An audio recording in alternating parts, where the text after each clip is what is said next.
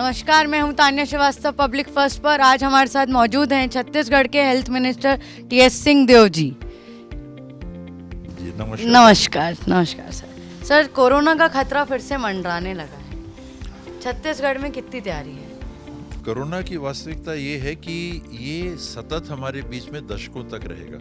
ये वायरस हमारे सोच में कई बार ये बात आती है कि अब कोरोना चला गया, तो ये एक वायरस है जो अब एक तरह से विद्यमान स्थापित हो गया है समाज में, पूरे विश्व में, और इसके म्यूटेशन निरंतर होते जाते हैं। 14-15 हज़ार से ज़्यादा म्यूटेशन हो गए होंगे तो कोई बड़ी बात नहीं है। ये तो करीब 1 साल पहले मैंने पढ़ा था कि 14,000 म्यूटेशन चिन्हांकित किए जा चुके हैं। अब तो और संख्या म्यूटेशन की बढ़ गई होगी।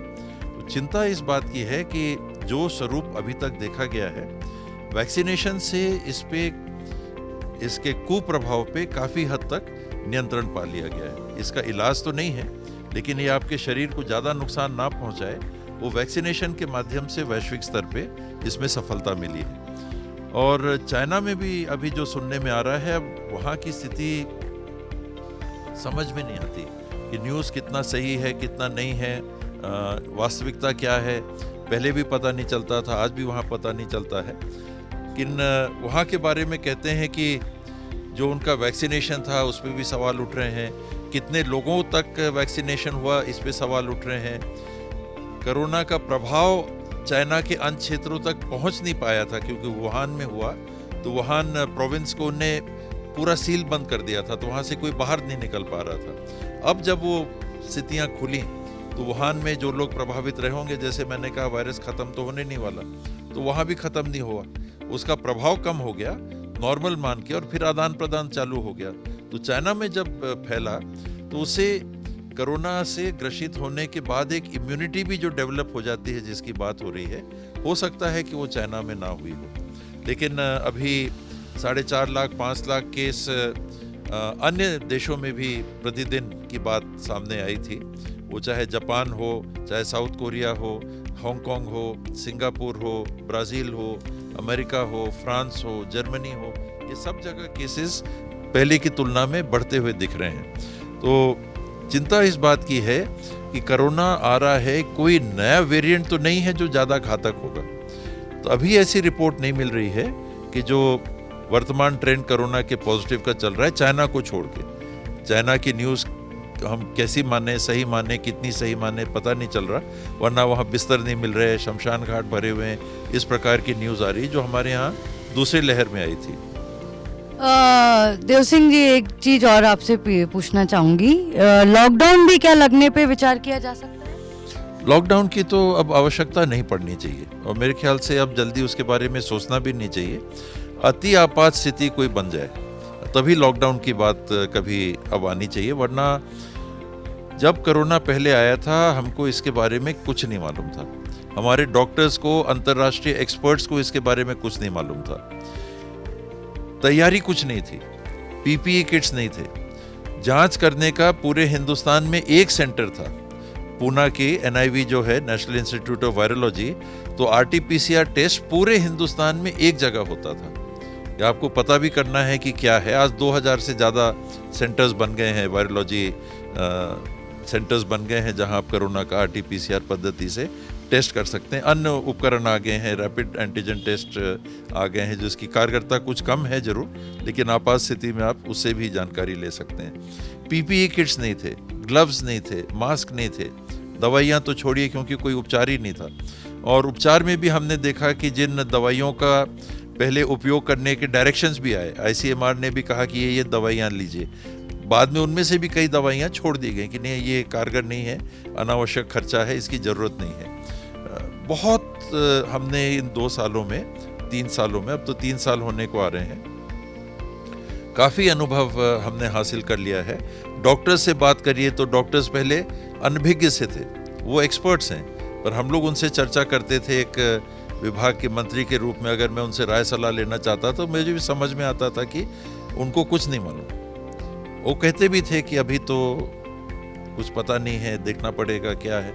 आज उनसे बात करिए तो उनमें कहीं ज़्यादा आत्मविश्वास है कि हाँ क्या है, कोरोना क्या है, इससे क्या नुकसान हो सकता है, कहाँ कहाँ इसका प्रभाव पड़ सकता है। अब तो upper respiratory tract, lower respiratory tract, lungs, intestinal system, loose motions हो रहे हैं तो वहाँ कभी स्मेल चला गया, कभी टेस्ट चला गया। अब बहुत सारी जानकारी अब आ गई है लोगों के संज्ञान में, तो उस पे समय पे उपचार करना चालू करना, लोगों को आइसोलेट कर देना, फैले ना, ऐसी पद्धतियों को अपना लेना, अब काफ़ी जानकारी हो गई है इन 3 सालों में। तो कोरोना की वो स्थिति नहीं रह गई जो पहले थी जब लॉकडाउन करना पड़ा था, क्योंकि आपकी तैयारी नहीं थी।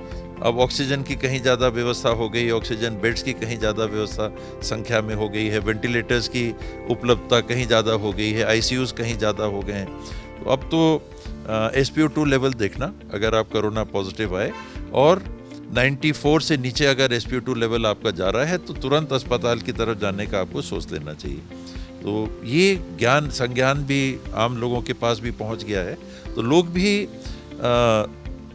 लापरवाह मैं नहीं कहूँगा, चिंतित कम रह गए हैं। और क्या अब तो कोरोना कोई ऐसी बात नहीं, हम उसका सामना कर सकते हैं, लेकिन ये ध्यान जरूर रखना कि अपने आप को, भले आपकी इम्यूनिटी स्ट्रांग हो, कम उम्र के आप हों तो एंटीबॉडी इम्यूनिटी सिस्टम आपका मजबूत हो सकता है, कोरोना का प्रभाव आपको नहीं दिखेगा।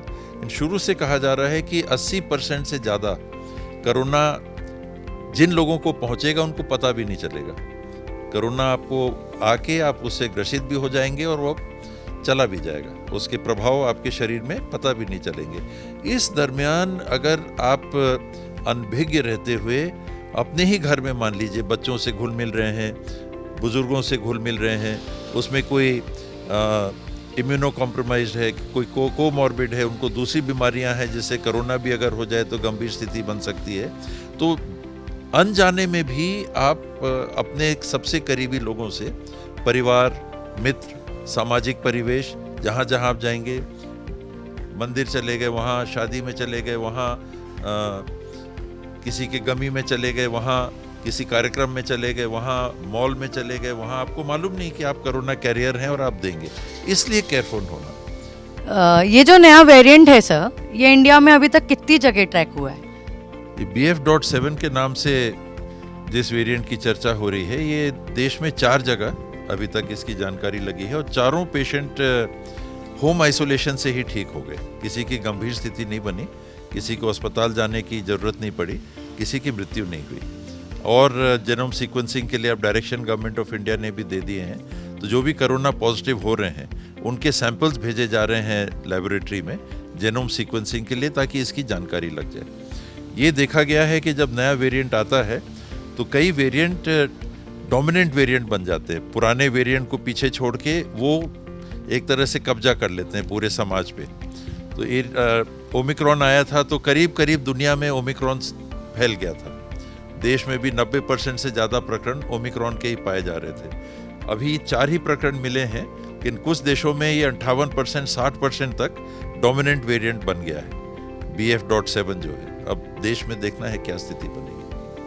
एक सवाल मैं आपसे और करना चाहूँगी, मैं ये पूछना चाहती हूँ आपसे कि ये जो वैक्सीन अपन ने लगवाई थी, तो कहा गया था जिसने वैक्सीन लगवाई है उसको कोरोना से कोई खतरा नहीं है, तो इस पे आप क्या विचार देना चाहेंगे? इसमें शुरू से ये बात थी भी और कही भी गई थी, बताने की भी कोशिश की गई थी कि वैक्सीन अगर आप लेते हैं तो कोरोना नहीं होगा आपको वाली बात नहीं है, लेकिन गंभीर लक्षण कोरोना के या मृत्यु की स्थिति बन जाना, इससे अमूमन सब कोई बच जाएंगे। कोरोना आपको हो सकता है वैक्सीन लगाने के बाद भी, लेकिन कमतर स्तर का होगा, वो आपके बदन को कम नुकसान पहुंचाएगा। इसलिए वैक्सीन जरूर लेना, पहला डोज के बाद दूसरा भी, दूसरे के बाद बूस्टर भी, क्योंकि लाभ तो इसका निश्चित रूप से, स्पष्ट रूप से दिख रहा है कि लाभ हुआ है। थैंक्स TS सिंहदेव जी। कैमरामैन यशवंत के साथ तान्या श्रीवास्तव, पब्लिक फर्स्ट।